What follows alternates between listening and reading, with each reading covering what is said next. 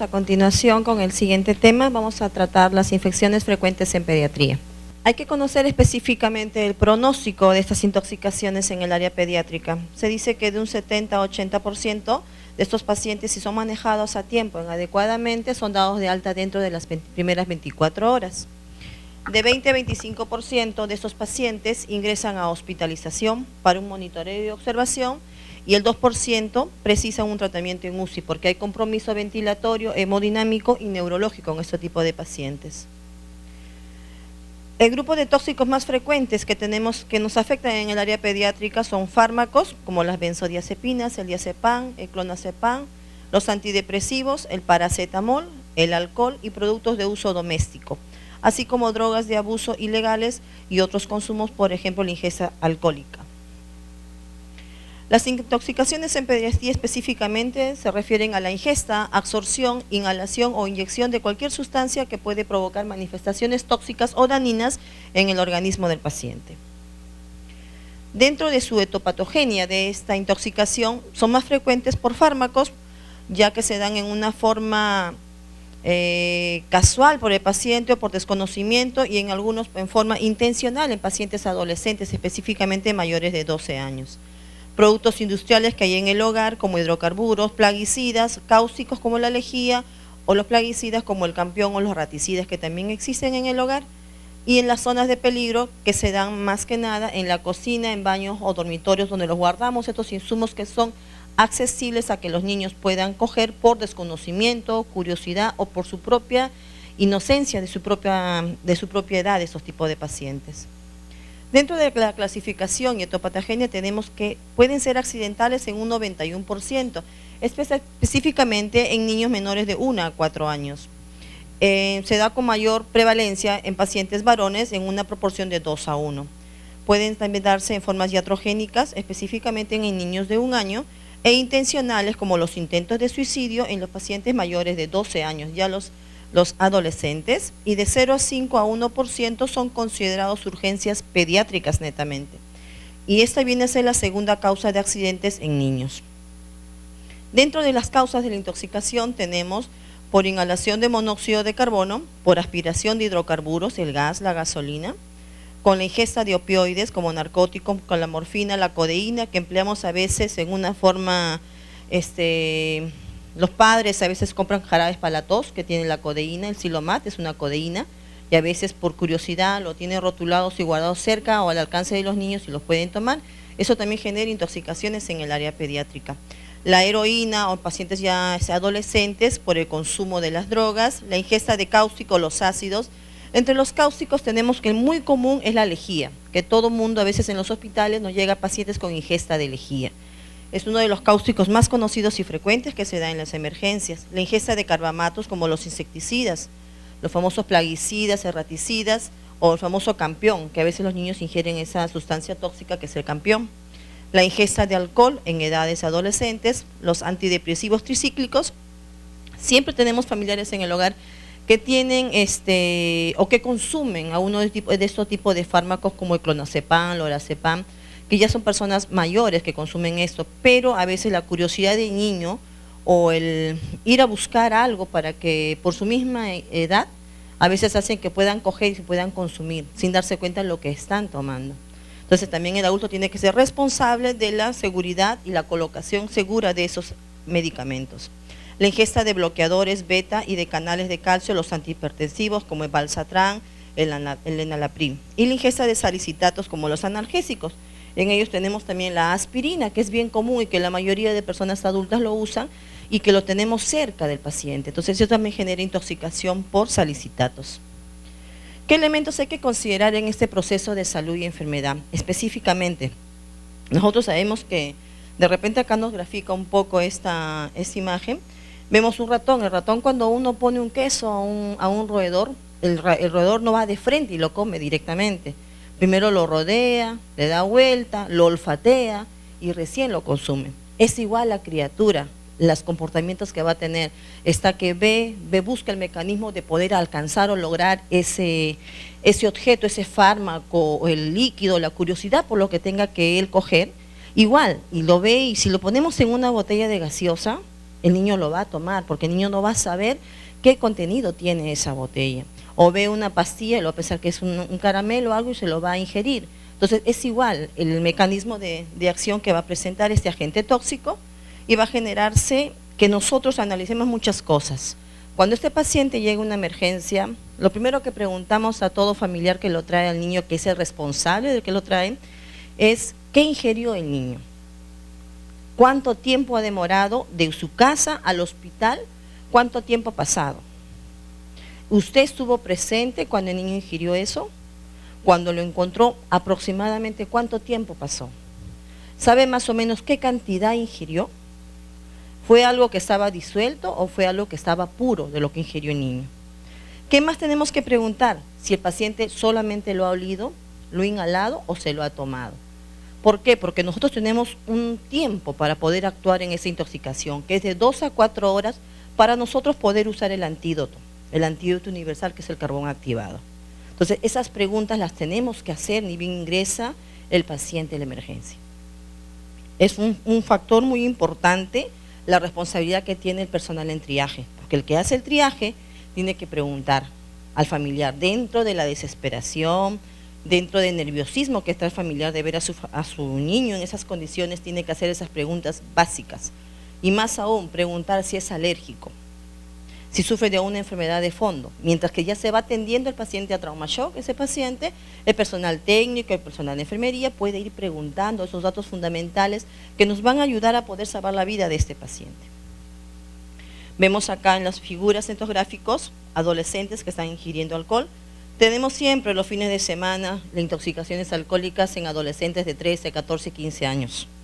Que hay que correr en la farmacia para traer las ampollas de 32 al 33% para contrarrestar este efecto de la intoxicación alcohólica. Pacientes que llegan con esta reacción alérgica, edema palpebral, enrojecimiento de ojos, edema palpebral en la parte inferior, que es típico de un paciente que está con una intoxicación. El desconocimiento de un niño en una cocina, ¿no? O sea, puede bajar la parrilla de la cocina, de repente hay fuga de gas y hay una intoxicación por gas. Entonces tenemos que ver todos estos mecanismos que se nos presentan en alrededor de la criatura. Dentro de los factores de riesgo que tenemos es la edad, los antecedentes de enfermedades psiquiátricas, la situación sociofamiliar y la situación geográfica. Si bien es cierto, en zonas periféricas de Lima tenemos asentamientos humanos en las cuales hay a veces hacinamiento, somos de hogares disfuncionales, que tenemos bastantes niños en un área y a veces la mamá no se da abasto para poder observar o cuidar a cada uno de ellos. Mucho va a depender de la situación geográfica y ubicación de un hogar, de la situación sociofamiliar como esté, y más o menos, más importante es si es que de repente en la casa hay un familiar con una enfermedad psiquiátrica de fondo, porque los pacientes psiquiátricos por naturaleza toman antipsicóticos, antineuróticos, entonces ahí tenemos que tener mucho cuidado con ese tipo de fármacos que deben estar completamente alejados de esas criaturas menores de 5 años o todo lo que es referente a la parte pediátrica. Vemos acá la curiosidad y el ingenio de la criatura. Pisa un carro para poder alcanzar el objetivo que son los frascos. Se apoya en un inodoro para poder llegar. O sea, su objetivo es lograr obtener ese frasco. Y él va a hacer todo lo posible por obtener eso, por su curiosidad, ¿no?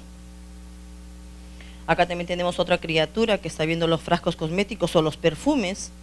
De repente hay fuga de gas. Acá lo que a veces comúnmente nos pasa, ¿no? Debajo de los lavaderos de la cocina o del baño guardamos todos los insumos de limpieza, tenemos el ácido muriático, la lejía, y eso le dice el niño, coge por curiosidad, abre y se lo toma. Entonces hay que tener lugares más seguros de colocación de esos tipos de materiales de limpieza. ¿Qué vías de entrada tiene este tóxico? La primera vía es la vía digestiva, la vía oral, todo lo ve comer, entonces todo se lo toma, se lo come o se lo mastica la criatura. Otro es la parte parenteral, ya en pacientes con mayor conocimiento, estamos hablando de pacientes adolescentes en edad escolar que a veces se inyectan, ¿no? Como las drogas, la heroína o la morfina. En la parte pulmonar, la parte inhalatoria, la parte cutánea. En cutánea es bien común, a veces la intoxicación que nos llega por los famosos querosenes, a veces hay que tener bastante cuidado en un paciente que viene impregnado de querosene o viene impregnado con alcanfor. El alcanfor que a veces venden en los mercados, supuestamente para abrir el pecho, que el niño pueda respirar bien, abrir, Eso produce la peor intoxicación que puede haber y produce un colapso pulmonar. A veces lo dejan esas bolsitas rojas en el pecho para que el niño respire toda la noche. Ese alcanfor es un veneno para polillas.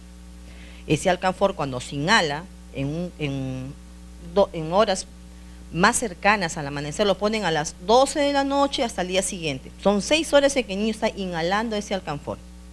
Ese alcanfor, como es veneno para polillas, se absorbe por la vía respiratoria y a través de la piel. Entonces lo que hay que hacer en esas criaturas es desprenderle la ropa, hacerle un baño de esponja o un baño en la casa y sacarle todo ese olor, porque eso produce colapso pulmonar y el paciente nos puede hacer un paro respiratorio inmediatamente. Tenemos el caso en los niños, bastante nos llegan en emergencias con alcanfor, y ese es bien común, la ingesta de querosene en los niños también. El querosene, como es un derivado del petróleo, también se absorbe a través de la piel. Entonces tenemos que retirar la ropa y bañar a la criatura.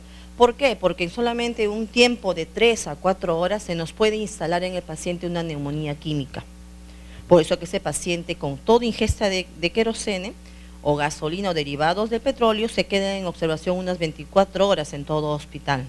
¿Por qué? Porque se tiene que sacar control radiológico a las 3 horas, a las 6 horas, a las 12 horas, porque se puede instalarse en todo ese tiempo la neumonía química, una neumonitis química. Y esos pacientes, si es que no son controlados y tratados a tiempo, terminan en UCI, en un ventilador mecánico. También, así como conocemos las vías de ingestión de esos tóxicos, también tenemos que conocer las vías de eliminación. La primera es la parte renal. Los riñones juegan un papel muy importante en lo que es las intoxicaciones. La vía digestiva, por los vómitos, la parte respiratoria por la transpiración, y por el trabajo respiratorio que va a ser la acidosis metabólica y la parte transpiratoria. Para conocer mucho o dominar mucho el tema de intoxicación, ustedes tienen que saber qué es un tóxico y qué es un veneno. Si yo no sé qué es un tóxico y qué es un veneno, muchos conceptos y nuestras acciones van a variar en el manejo de este tipo de pacientes. El tóxico es una sustancia química que actúa sobre sistemas biológicos y causa alteraciones morfológicas, funcionales, bioquímicas que pueden provocar daño. En cambio, el veneno, sustancia química de origen netamente biológico. En esta intoxicación vemos acá un edema palpebral, ojos enrojecidos, que es típico de una reacción alérgica y es la manifestación clínica de signos y síntomas del daño o efecto nocivo resultante de la interacción de una sustancia con la de un organismo vivo. Esta intoxicación puede ser de tipo accidental, puede ser de tipo intencional y puede ser también por una sobredosis. Según el tóxico tenemos que ver si es un tóxico que yo conozco y es un tóxico no conocido, va a haber mucha diferencia. En el tóxico conocido hay que calcular la cantidad que he ingerido, es lo que lo decía de antes, ¿no? El tiempo que ha transcurrido desde la exposición, la vía de entrada fue oral, inhalatoria o se inyectó el paciente esta sustancia, los primeros síntomas que presentó, del tratamiento recibido en el lugar de hallazgo. ¿Qué hicieron? A veces la mamá les da leche para que vomiten, ¿no? Entonces es lo que comúnmente, a veces dentro de su desesperación, querer ayudar a esa criatura, a veces le da leche y el niño vomita. Entonces, ese primer tratamiento que ha recibido es necesario informar inmediatamente al médico cuando llega al hospital. En el tóxico no conocido hay que ver los antecedentes de ingestas previas. De repente este paciente consume ese medicamento. Tenemos pacientes que están tomando de repente anticonvulsivantes, de repente consume y se olvidaron y le dieron una doble dosis. Entonces es importante saber estos antecedentes. Si hay estrés ambiental, si hay conflictos familiares, a veces los niños ven que se pelean o discuten los padres y dentro de su crisis de ansiedad o de pánico a veces agarran las pastillas y se toman en cantidad. O sea, es una situación resultante de este tipo de conflictos familiares. Antecedentes patológicos de interés. De repente el niño es un paciente con problema renal, un paciente cardíaco, o un paciente que recibe un tratamiento psiquiátrico, o de repente es un paciente asmático. Conocer los factores y los antecedentes de enfermedades es muy importante para el manejo de este tipo de pacientes. Medicinas familiares. De repente en la casa hay una abuelita que está tomando antihipertensivos, aspirina, entonces, y dentro de sus dosis le falta medicamentos, entonces hay que descartar todo ese tipo de situaciones. Patologías renales hepáticas que las que refería, así como las cardíacas o las psiquiátricas. Dentro de las fases de la intoxicación tenemos 3, la fase preclínica, la fase tóxica y la fase de resolución. Dentro de estas fase preclínica nos vamos a explicar específicamente que comienza desde la exposición al tóxico hasta el inicio de los síntomas y signos. Desde que está expuesto al tóxico hasta el inicio de los síntomas y signos. Este manejo en esta fase es guiado por la historia clínica y su objetivo es reducir o prevenir la toxicidad esperada. Vuelvo a enfocar, exposición al tóxico hasta el inicio de los síntomas y signos. ¿Por qué? Porque en la fase tóxica comprende desde el inicio de los síntomas hasta el pico de la intoxicación. Estos objetivos del momento en esta fase van a lograr disminuir la duración de la toxicidad y la gravedad de esta misma. Las prioridades de manejo son estabilizar al paciente y administrar los antídotos indicados. Y la fase de resolución es que va desde el pico de la toxicidad hasta la recuperación del paciente. El manejo es guiado por el estado clínico del paciente y el objetivo es reducir la duración de la toxicidad, enfocando que cada fase tiene un límite donde va a llegar y vamos avanzando para el manejo de esta intoxicación. Así como hacemos la atención y el manejo de este tipo de pacientes, también nos apoyamos en la parte de laboratorio. Específicamente en las intoxicaciones es muy común sacar el screen toxicológico y el psicotoc. Todo paciente que viene por intoxicación emergencia se les toma la muestra para psicotoc antes de realizar el lavado gástrico, no después. Se toma la muestra, se envía, se rotula y se envía a psicotoc al familiar. Psicotoc no hay en ningún hospital, solamente lo mandamos a la Facultad de Farmacia de Medicina de la San Marcos, donde es la única entidad del Estado que está autorizada para analizar y realizar el psicotoc. Entonces, la atención es las 24 horas del día y el resultado es a primera hora de la mañana. Si es que es de lunes a viernes nos dan en el momento, pero si son sábados y domingos nos dan todavía hasta el día siguiente o pasado el feriado, el lunes a primera hora. Pero por lo menos estamos identificando qué tipo de tóxico es el que está generando la intoxicación en este tipo de pacientes y qué antídoto puedo emplear. Pero en base a las preguntas que le hacemos a los familiares con respecto a qué ingirió, qué cantidad, todo nos va a servir para poder actuar y manejar a este paciente. También sacamos AGA. ¿Por qué cree que sacamos AGA? Porque estos pacientes presentan fallas ventilatorias, hacen acidosis y alcalosis respiratoria, comienza con unas respiraciones rápidas, muchas veces esos pacientes hacen paro respiratorio y hay que entubar en la misma emergencia y coordinar el pase a la UCI para ventiloterapia con este tipo de pacientes. Y el AGA nos va a indicar el pH, la presión de oxígeno, de CO2 y el exceso de bases que pueda requerir este paciente. La bioquímica en sangre, el hemograma para determinar si hay un foco infeccioso, si hay leucocitos aumentados, de repente hay una infección de fondo y el examen de orina. Vemos acá las imágenes, los diferentes productos que usamos en limpieza, lepinezol, sapolio, POET, que son tóxicos para las criaturas, así como los raticidas o los plaguicidas. El error a veces que cometemos de rotular, ¿no? El cloro, el ácido muriático, en frascos de gaseosas, si no están rotulados, están al alcance de la criatura. Mire la ingenuidad, cómo se ingenia para lograr hasta obtener ese frasco. Coge un banquito y se para coger ese frasco. Entonces, es la ingenuidad, la curiosidad, que es lo que le llama a la criatura, propio de su misma edad, la inocencia, ¿no? Acá se está tomando un frasco que no tiene ningún rótulo, se lo está tomando. Y acá los múltiples fármacos que también son muy comunes en el área de pediatría. ¿Qué exploración clínica voy a realizar en este tipo de pacientes? Primeramente, las alteraciones de las funciones vitales. Percibir el aliento, el olor de la ropa, es lo que decíamos antes. Si vemos que un paciente tiene una intoxicación alcohólica, es lógico que vamos a oler a este paciente alcohol. Si es alcanfor, el alcanfor también el olor es típico. La lejía también es típica el olor. Los cáusticos, es bien fuerte el olor de la lejía. De repente ha ingerido este paciente petróleo, gasolina, querosene, no lo sabemos, si el olor va a ser característico en ellos. En la piel vamos a observar si hay cianosis, que nos indica que hay un problema respiratorio en sí, el color rojo como el cereza, la ictericia, que haya quemaduras o signos vegetativos, específicamente cuando hay problemas neurológicos. Alteraciones oculares.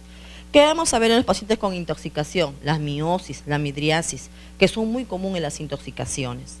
¿Qué más vamos a ver cuando ha habido corrosivos? Las bocas y las fosas nasales, las mucosas van a estar de repente lesionadas.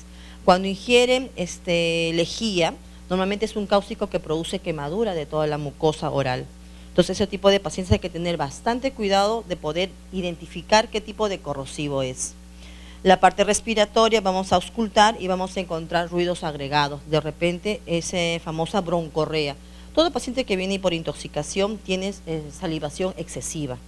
Comienza a tener unas secreciones y los roncos en los ambos campos pulmonares van a ser preexistentes todo el tiempo.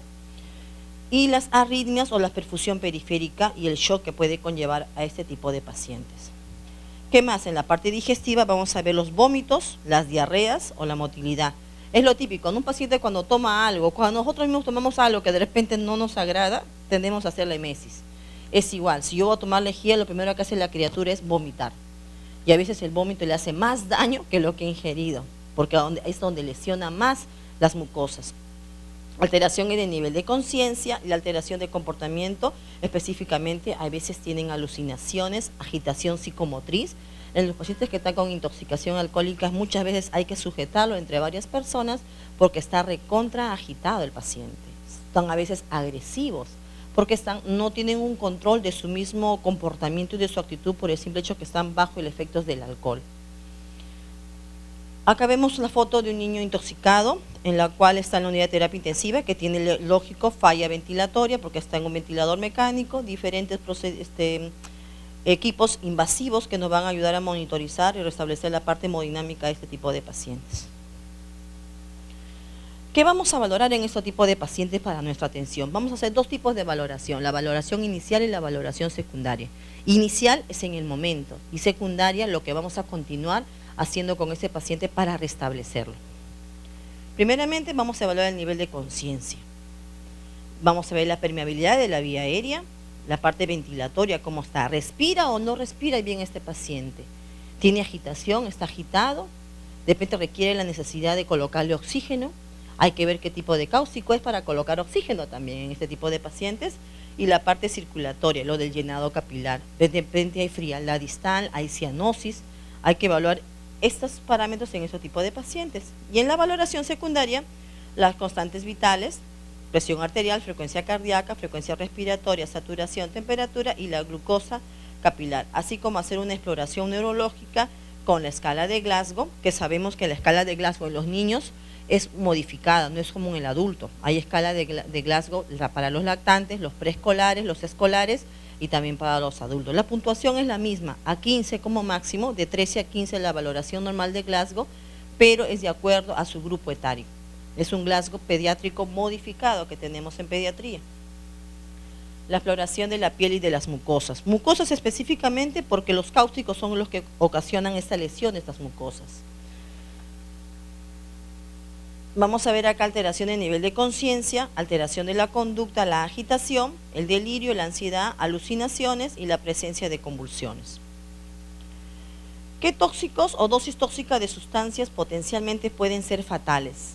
El alcanfor, es lo que yo le decía de antes, es el famoso veneno para las polillas, ¿no? Que es muy común que lo usen en la parte pediátrica las mamás por desconocimiento, la clonidina, la cloroquina, la cloromazepina, que son unos antipsicóticos, la codeína, que es lo que usan los adultos o a veces lo usan las mamás para los niños para calmar la tos, el silomat es una codeína y el difenoxilato también es muy común usarlo y eso nos va a generar situaciones de emergencia, como son retirar la fuente de intoxicación en esta criatura, realizar el RCP básico en caso necesario. Entendemos que todo personal que trabaja en área crítica, tanto emergencia, sala o UCI, y en sí con pacientes pediátricos y también con adultos, tienen que tener conocimiento del RCP básico como mínimo. Personal técnico, personal de enfermería y personal médico. ¿Por qué? Porque ustedes van a actuar ante cualquier emergencia o cualquier urgencia que se pueda presentar. Y es para manejar una intoxicación, también hay que tener bastante conocimiento de RCP. Medida de descontaminación básica, se refiere a la descontaminación a comenzar a usar el antídoto que es el carbón activado. Y el traslado a un hospital, si es que de repente yo no lo puedo manejar o el niño no reacciona o no responde, tengo que llevarlo al hospital para el manejo más rápido y oportuno. El más común de las intoxicaciones en emergencia son por órganos fosforados, los famosos campiones, los raticidas, los plaguicidas. Vamos a ver a continuación el mecanismo de acción. Mecanismo de acción es una acción tóxica sobre los diferentes parénquimas y genera neurotoxicidad, toxicidad a nivel de la parte neurológica. ¿Qué características químicas tiene este Mecanismo de acción, absorción a la parte pulmonar, metaboliza en el hígado, la eliminación la parte renal y digestiva y la liposolubilidad es elevada. Siempre la eliminación se va a ver afectado el riñón. Como primer punto, primer órgano en una intoxicación que se ve afectado es el riñón. Dentro de la severidad de la intoxicación vamos a ver que hay 3 tipos de severidades, en una intoxicación leve, en una moderada y en una grave. En la intoxicación leve vamos a ver las siguientes manifestaciones clínicas. El paciente va a estar con fatiga, cefalea, mareo, insensibilidad de extremidades, náuseas, vómitos, diaforesis, la transpiración excesiva, cialorrea, sibilancias, dolor abdominal y diarrea. El individuo puede caminar, se observará cansancio, signos muscarínicos y pocos nicotínicos. Los muscarínicos se refieren a esas fasciculaciones, esos temblores del cuerpo, del músculo que comienzan a temblar. En la intoxicación moderada vamos a ver las manifestaciones clínicas como son debilidad generalizada, disartria, no va a poder articular bien la palabra esta criatura. ¿Qué has tomado? No va a poder ni pronunciar. Porque él quisiera, pero de repente por la disartría, la falta de articulación en la palabra, por la misma ingesta de este fármaco, no le permite comunicarse viablemente con nosotros. Las fasciculaciones, los temblores musculares que comienzan desde los pies, muslo, tórax y brazo hasta los músculos de la cara. Y la miosis, ¿no? El reflejo pupilar que vamos a ver. Y el sujeto no puede caminar, habrá signos y síntomas tanto muscarínicos como nicotínicos con afectación del sistema nervioso central. Y en la intoxicación grave hay miosis, que es muy notable, la pérdida de reflejo fotomotor, hay parálisis, flacidez, estertores pulmonares, ya estamos avanzando, en la anterior era sibilantes, ahora son estertores, hay insuficiencia respiratoria y cianosis. La persona está inconsciente, se producirá una severa afectación del sistema nervioso central y en particular insuficiencia respiratoria, coma y consiguiente la muerte del paciente. En la clínica, la miosis es por lógica que en todo paciente con intoxicación va a presentar miosis. Entonces, ese tipo de pacientes, a veces esa sintomatología demora en aparecer o se da en el momento de la evaluación. Hasta el 10% de los casos pueden haber hasta midriasis. El reflejo pupilar es muy importante, por eso cuando manejamos un paciente en trauma shock con intoxicación, tenemos que tener nuestras linternas. Por eso le alcanzamos la linterna al médico, porque tiene que ver las pupilas, si hay miosis o midriasis, que son característicos en un paciente por intoxicación. ¿Qué signos y síntomas vamos a encontrar en este tipo de pacientes? Los efectos muscarínicos que afectan a la parte parasimpática del sistema nervioso, tenemos desde los ojos, va a haber hiperemia conjuntival, va a haber miosis y una visión borrosa. En la membrana mucosa va a haber rinorrea, o sea, se va a cerrar el cornete nasal y va a comenzar con la secreción nasal.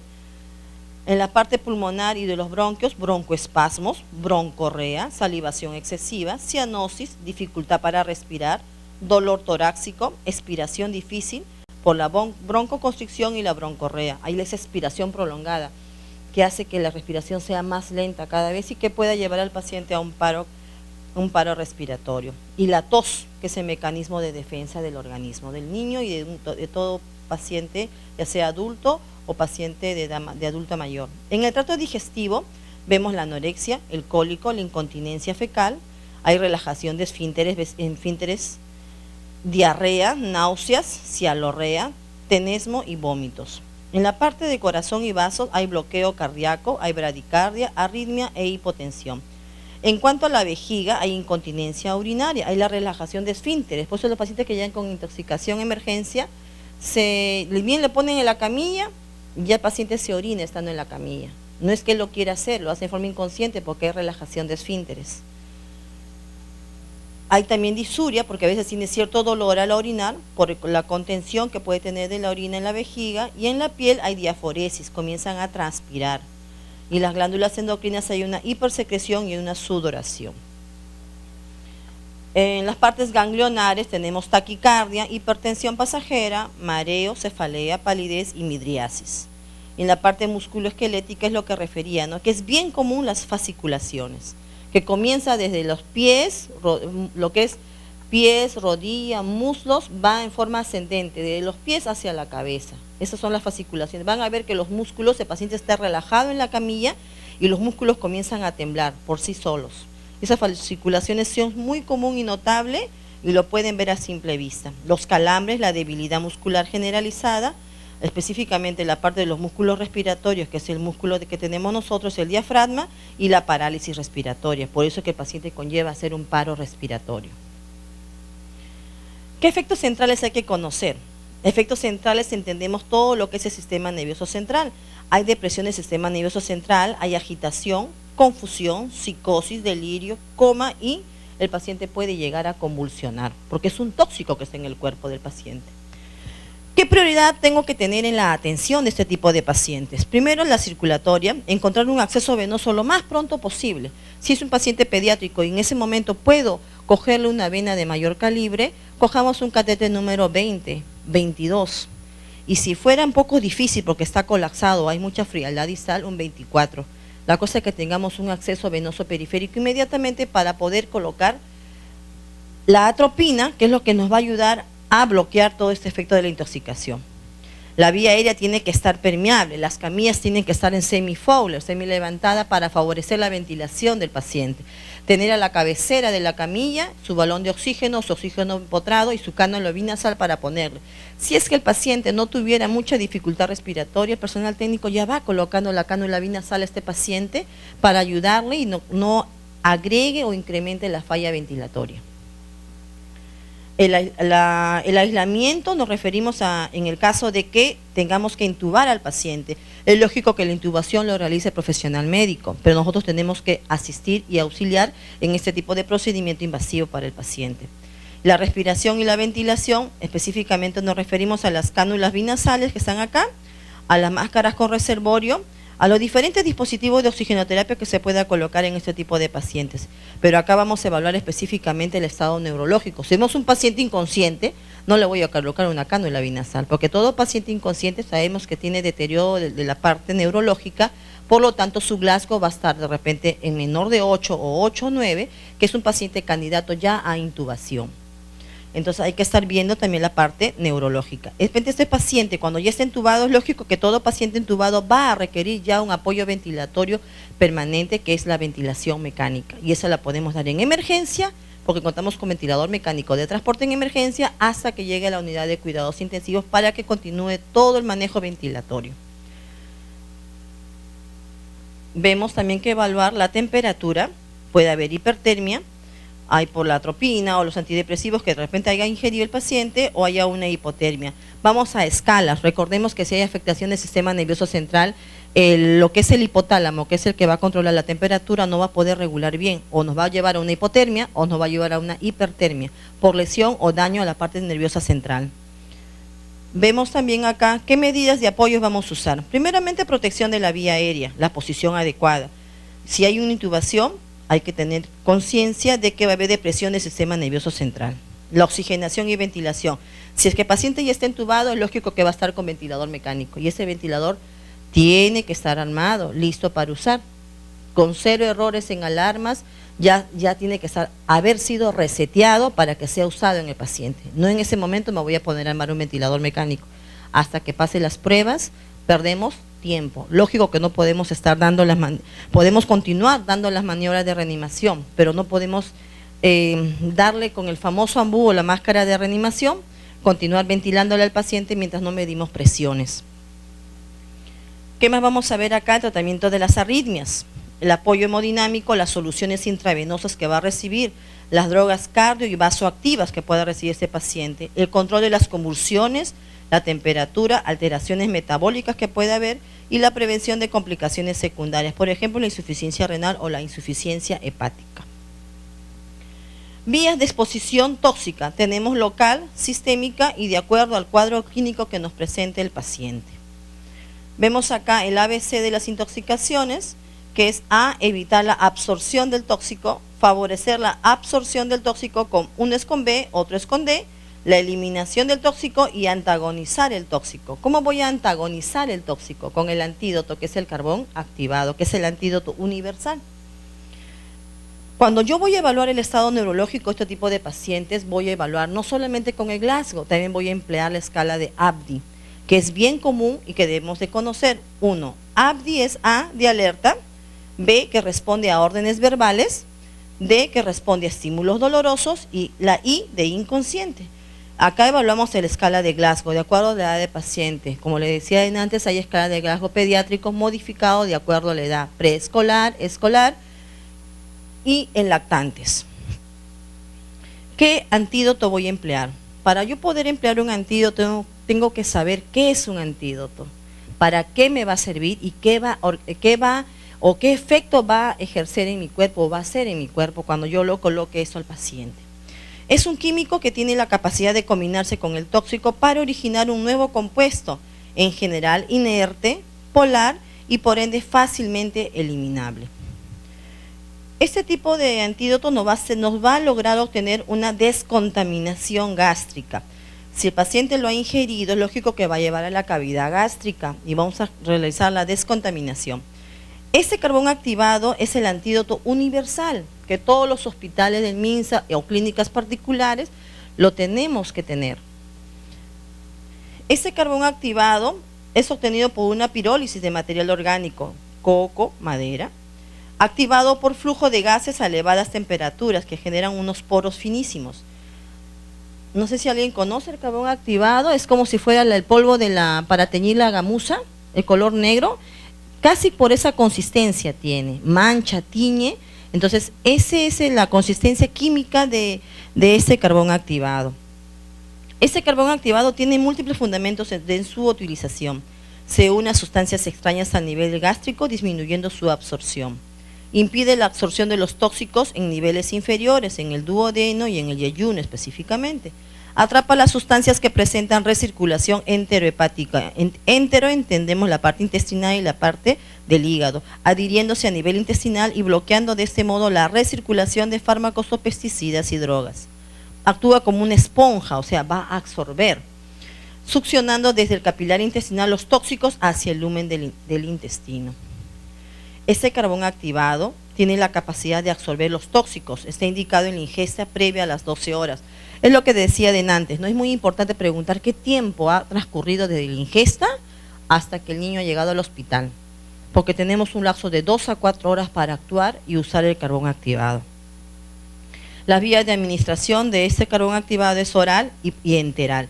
Enteral nos referimos, de repente el paciente está inconsciente y hay que hacer un lavado gástrico, determinando qué tóxico ha sido, hay que colocarle una zona nasogástrica y comenzar a hacer el lavado gástrico. No está indicado el uso del carbón activado en pacientes que hayan ingerido cáusticos, la lejía.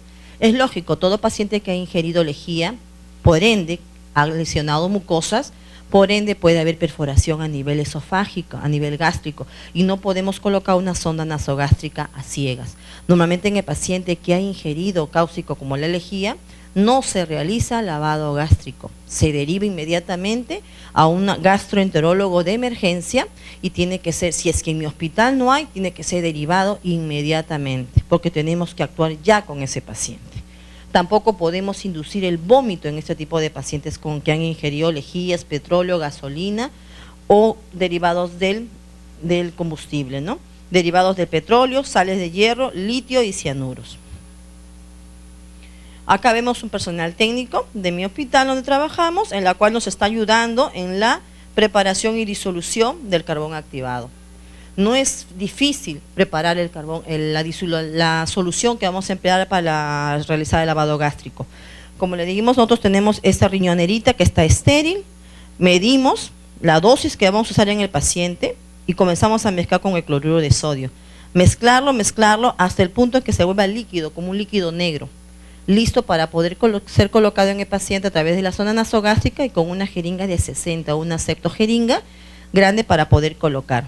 Mientras que el personal de enfermería está preparando ya el medicamento, la atropina que vaya a recibir el paciente, el personal técnico nos va preparando también ya el antídoto. Que todo personal de emergencia o en la área donde se maneja este tipo de pacientes tiene que conocer la preparación de este tipo de soluciones.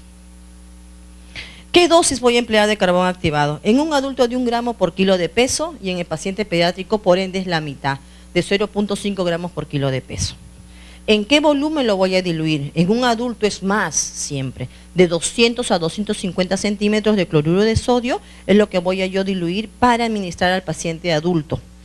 Y en paciente pediátrico es de 50 a 100 centímetros de cloruro de sodio para poder hacer la dilución y la posible y siguiente administración.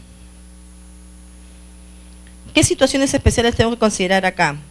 El aspirado, cuando yo voy a hacer el lavado gástrico al paciente, la primera muestra, como decía de antes, se tiene que rotular y tomar para mandar a Psicotoc y analizar. Y la siguiente comenzamos a aspirar. Conforme yo voy extrayendo el líquido de la cavidad gástrica, si extraigo 100 coloco de cloruro. Extraigo 200 coloco. Lo que extraigo o lo que administro tiene que ser igual.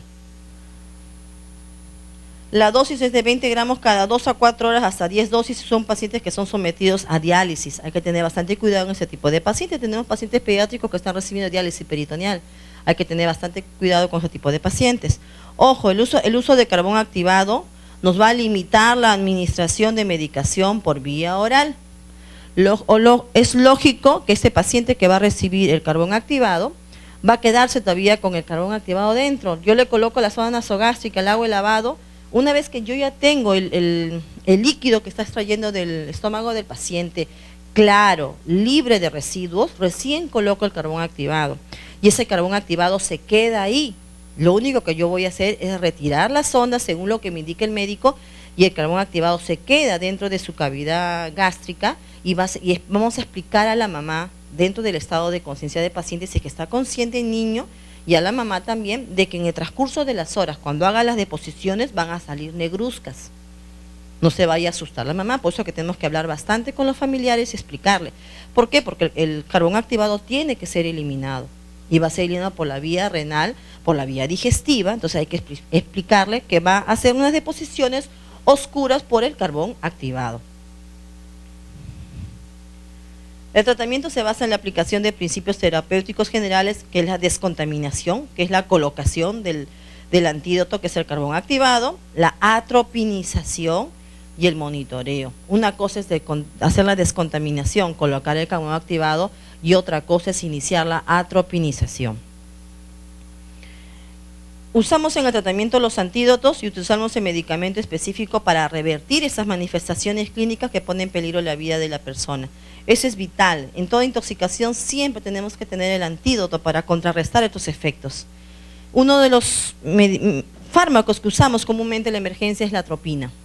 Todos los tenemos en el coche de paro, la atropina, en las dos presentaciones, la de 1 miligramo y la de 5 miligramos. Entonces vamos a usar atropina de 0.01 a 0.05 miligramos por kilo. En vía endovenosa va a ser su administración cada 5 a 15 minutos. Por eso decimos que todo paciente que llegue con intoxicación por órganos fosforados tenemos que realizar un monitoreo estricto porque vamos a comenzar a atropinizar. Y la atropinización no es 5 a 10 minutos, puede ser hasta 1 hora, hasta que se revierta en el cuerpo del paciente nos presente signos y síntomas de la atropinización. Neutraliza los síntomas, la hipersecreción bronquial y las bradiarritmias. La intensa atropinización puede llevar a la paresia intestinal. El mejor parámetro para evaluar el efecto de la atropina como antídoto son las secreciones más que las pupilas. Sabemos que la atropina va a inhibir las secreciones. Pues lógico que el paciente, si está con cialorrea, va a comenzar a secarse. Si está con broncorrea, esa broncorrea también va a comenzar a desaparecer. Pero conforme vamos administrando al paciente atropina, tenemos que ir controlando el reflejo pupilar. Si hay miosis, midriasis y cómo va el estado neurológico, cómo va la frecuencia cardíaca del paciente, si hay taquicardia o bradicardia. Para ese paciente, cuando va a iniciar atropinización, tiene que estar bien monitorizado. Puede requerirse el uso de otros fármacos como los anticonvulsivantes. Es lógico, de repente este paciente con este cuadro de intoxicación que tiene puede convulsionar. Podemos ahí evaluar la posibilidad de administrar alprazolam, midazolam, el diazepam, y si en caso muy contrario que este paciente no respondiera a ese tipo de drogas, ya la fenitoína. Entonces tenemos diferentes anticonvulsivantes que utilizar. Es la droga de elección en estas intoxicaciones. En los niños la dosis es de 0.01 a 0.05 miligramos por kilo por vía endovenosa, cada 5 a 15 minutos. Y en adultos la dosis es de 0.4 miligramos a 2 miligramos endovenosos repetidos cada 15 a 30 minutos. Hasta que aparezcan los signos de atropinización. Los signos de atropinización, y vamos a evaluar las pupilas dilatadas. Si estaban previamente mióticas, ahora van a estar de repente dilatadas con la atropinización. Si hay la rubicundez facial, cuando vemos al paciente que se pone rojo, y hay una rubicundez facial que nos indica también que son signos de atropinización. Hay disminución de la cialorrea, hay disminución de la broncorrea y aumento de la frecuencia cardíaca. ¿Cuáles son los signos de atropinización? El rubor, el enrojecimiento de la cara, la sequedad de las mucosas, hay taquicardia y hay midriasis, las pupilas van a estar dilatadas. Y los signos de intoxicación por atropina son otros síntomas, que son la hipertermia, la agitación psicomotriz y el delirio. Estudios de laboratorio que vamos a complementar en este tipo de pacientes son el AGA, la parte química sanguínea, los electrolitos cómo están, el examen de orina, el examen toxicológico, la placa de tórax y abdomen, para ver si hay un hilo paralítico o algo por el estilo. ¿Qué criterios tengo que tener o tiene que tener el personal médico para hospitalizar a un paciente con intoxicación? Primeramente, el estado de conciencia. De repente está en un estado de coma este paciente. Si hay una insuficiencia respiratoria, va a requerir intubación. Si hay una ingesta de dosis potencialmente letales, también va a requerir hospitalización. Disfunción cardiocirculatoria, cuando hay una crisis convulsiva y agitación, cuando hay una insuficiencia hepática, alteraciones neurológicas y inestabilidad hemodinámica. Precauciones antes de un lavado gástrico. ¿Qué precauciones tengo que tener? Primeramente, ver qué tipo de tóxico es el que ha ingerido el paciente. Si es una lejía, no le voy a hacer lavado gástrico. Si ha ingerido o ha tomado querosene, no le voy a colocar una sonda y hacer lavado gástrico. Entonces hay que tener bastante cuidado y conocimiento del tipo de tóxico que ha ingerido este paciente. También la cantidad y el tiempo que ha ingerido la sustancia. El tipo de sustancia está contraindicado cuando la ingesta ha sido con cáusticos, la lejía o derivados de petróleo. Bastante cuidado, es bien común la ingesta de lejía y la ingesta de querosene. Por eso hacemos bastante hincapié, mucho cuidado con ese tipo de sustancias en las cuales no se realiza el lavado gástrico. Es recomendable realizarlo dentro de las primeras 4 horas, por eso que decíamos antes, es necesario preguntar al familiar que trae al paciente qué tiempo ha transcurrido. Volvemos a recalcar porque es muy importante, es una regla de oro en emergencia paciente con intoxicación. De su casa al hospital, ¿qué tiempo ha transcurrido? Del momento que usted le ha encontrado, ¿cuánto tiempo ha pasado? Si es que lo sabe, o deducir por lo menos, para calcular el tiempo para poder realizar el lavado gástrico y utilizar otros fármacos para poder atropinizar ese tipo de pacientes. Porque si se ha ingerido fármacos, por ejemplo, el diazepam, el clonazepam, a veces ya pasó más de 4 horas, solamente hacemos un lavado gástrico, colocamos el carbón activado y lo dejamos en observación al paciente, que el paciente siga durmiendo hasta que pase el efecto. Entonces hay que saber bastante el tiempo en que ha transcurrido en ese tipo de ingesta de fármacos. Hay que saber que para toda intoxicación con órganos fosforados y carbamatos, lavado gástrico de cajón, primordial lavado gástrico. Aspiración de secreciones si es necesario.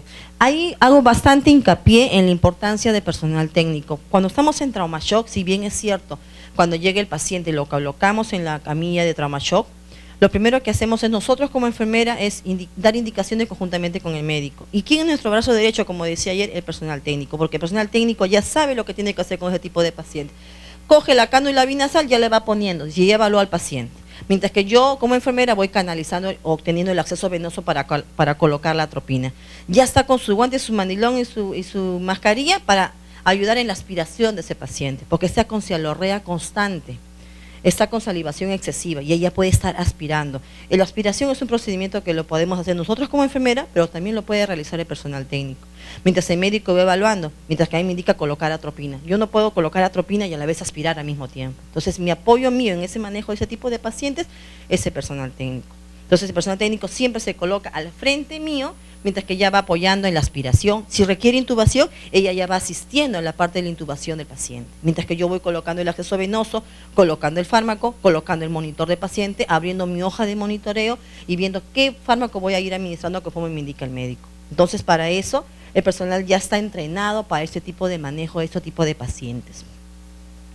Se coloca el paciente en una posición semifowler de cúbito lateral y de seguridad por el riesgo de la broncoaspiración, porque tiene cialorrea constante ese tipo de pacientes. Se coloca una zona nasogástrica y lógico por la vía nasal, número 8, 10, 12, 14, según la edad del paciente. Debe ser de un calibre considerablemente grueso para poder realizar el lavado gástrico. Realiza el aspirado gástrico para el análisis. Lógico, es lo que decía de antes, ¿no? La primera muestra que se saca del después que se ha colocado la sonda nasogástrica, es una muestra para mandar a Cicotop y analizar, y de ahí se procede a realizar el lavado gástrico. La intoxicación de sustancias químicas como hidrocarburos se administra oxigenoterapia, nunca lavado gástrico. La ingesta de ácidos cáusticos, solo administrar líquidos claros y fríos, nunca lavado gástrico ni provocar el vómito, la famosa emesis. Bueno, materiales que vamos a usar en el lavado gástrico, específicamente sabemos que es una sonda nasogástrica, lógico que la enfermera tiene que saber la colocación y la medición que tiene que realizar. Tener a la mano su cloruro de sodio, su jeringa de asepto de 60 centímetros específicamente, los guantes estériles, todas sus medidas de EPP y sus riñoneras completamente estériles para poder realizar el lavado correspondiente. No olvidarse siempre que todo paciente que por intoxicación de órganos fosforados, carbamatos o por ingesta de fármacos, y son pacientes adolescentes, siempre ya se tiene que ir cursando la interconsulta a psiquiatría, que es la especialidad que nos ayuda, por una de las causas que vimos en la parte intencional, por los intentos de suicidio. Complicaciones potenciales, hay alcalosis respiratoria, acidosis metabólica, hemorragias, en algunos de los casos con problemas digestivos, desequilibrio electrolítico y la aspiración. Bueno, es parte de lo que es la intoxicación más frecuentes en el área de pediatría. Si hay alguna pregunta, alguna duda para